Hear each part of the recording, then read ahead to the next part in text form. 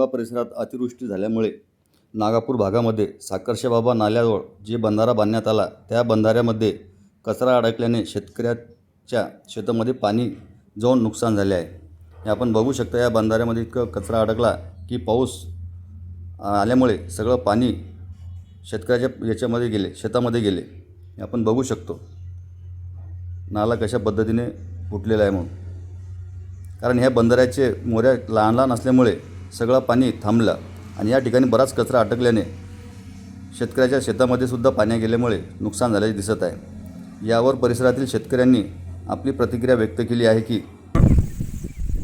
बोला. हे जे शासनाने कट्टे बनवलेले आहेत ह्याचे तोंड लहान लहान झाल्यामुळं आमच्या शेतीत पूर्ण पाणी जाऊन राहिलं. आमच्या शेतीत नुकसान व्हायला लागलं. याच्यावर शासनानं लक्ष करून आम्हाला त्याच्यापासून काही ना काही मार्गदर्शन करावं आणि कट्टे साफ करून घ्या. या कचऱ्यानं साहेब आमची नुकसान होऊन राहिली, अडचणी होऊन राहिली म्हणा. यानं आमच्या शेतात पाणी चाललं, सगळे टिपदे केले म्हणून. हे कॉन्ट्रॅक्टदारांनी शॉर्टकटमध्ये काम केलेलं आहे. त्याच्यामुळे याच्या जागा जे पूर्णपणे कचरा निघत नाही. त्याच्यामुळं आमची अडचण दर्जा ही आहे का पाणी पुढं जात नाही. कचऱ्यामुळं हा पॅक होत आहे आणि हे जे कट्टे आहेत ते आमच्या शेतामध्ये पाणी हे कट्टे फोडणे हे सतत चालूच आहे. आम्ही प्रत्येक पुरामध्ये कचरा काढण्याचा प्रयत्न करतो, पण तरी पण या पाण्याची काही ना काही शासनानं आम्हाला विल्हेवाट लावून द्यावे व या मधात जे टिपके टाकलेले याची काही गरज नाही.